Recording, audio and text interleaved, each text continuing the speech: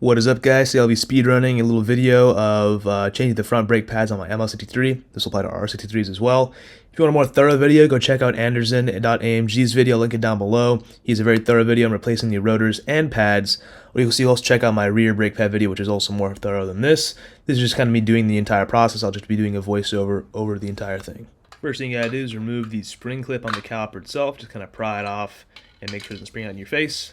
Once that's off, you have better access to the caliper itself. The next thing you're going to want to do is pry off the plastic caps over the caliper guide pins. There's two of them, one on top, one at the bottom. And then once those are off, we can actually remove the caliper guide pins themselves.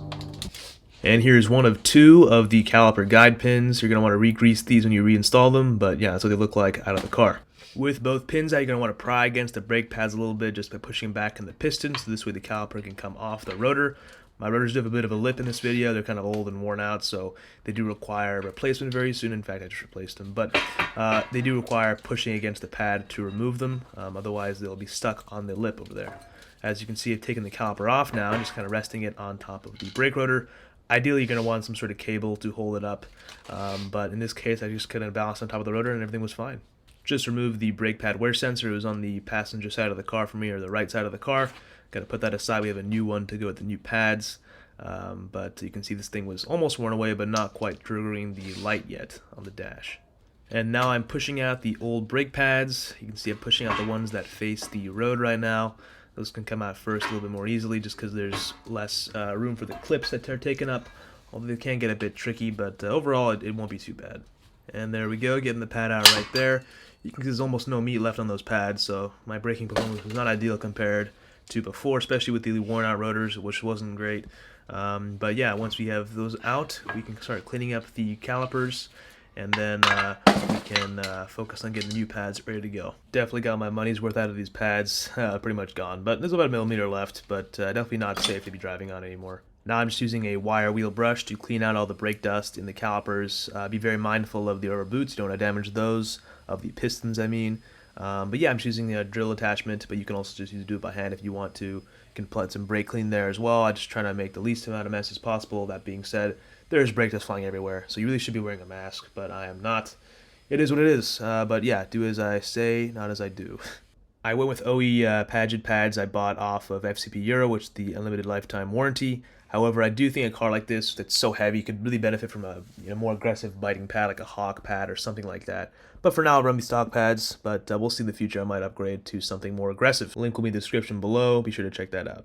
Currently popping in the new brake pad wear sensor. You can do this with the caliper back on the car as well, so there's still a little bit slot for it in the caliper. I'm just doing it ahead of time. And I'm about to put some caliper grease in the back of the pad, as well as the clips and the ears on the side of the brake pad. Everyone has their own way of doing this, however little, however much they put. If you put too little, you can have a little bit of extra noise. If you put too much, you can have extra dirt.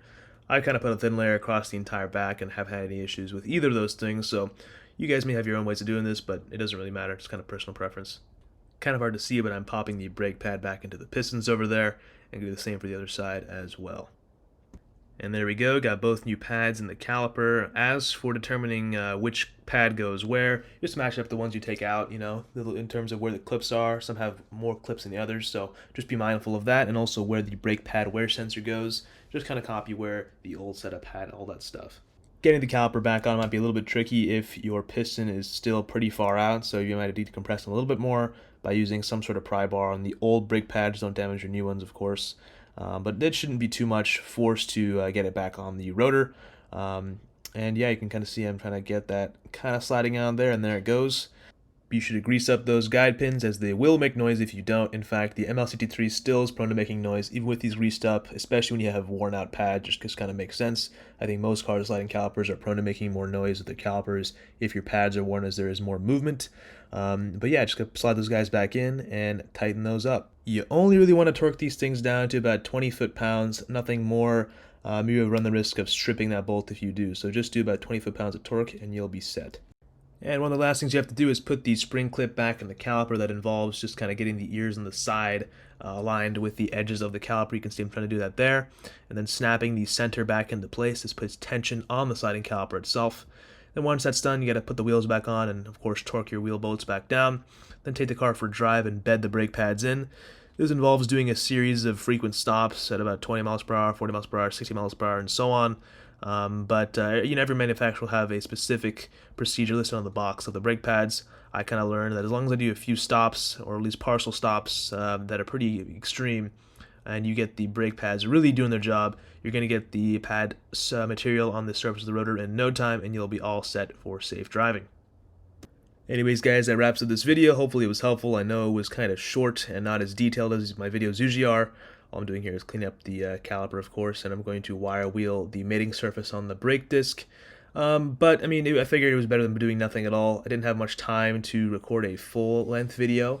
But then again, like I said earlier, if you guys want more of a detailed DIY video, check out Anderson.AMG's video. I'll put that in the description, as well as my rear brake pad video for this vehicle. Now, I actually have a question for you guys. What do you think I should paint my brake calipers? What color? I'm thinking either red or gold or blue. Red's kind of played out on AMGs. I see them all the time, so I'm thinking about something different. I'll probably do it myself at some point. Just curious what you guys think. Anyways, please leave a like on this video if it helped you out, and consider subscribing for more content like this. You can check out my channel for a lot of ML63 DIYs. And yeah, see you guys in the next one.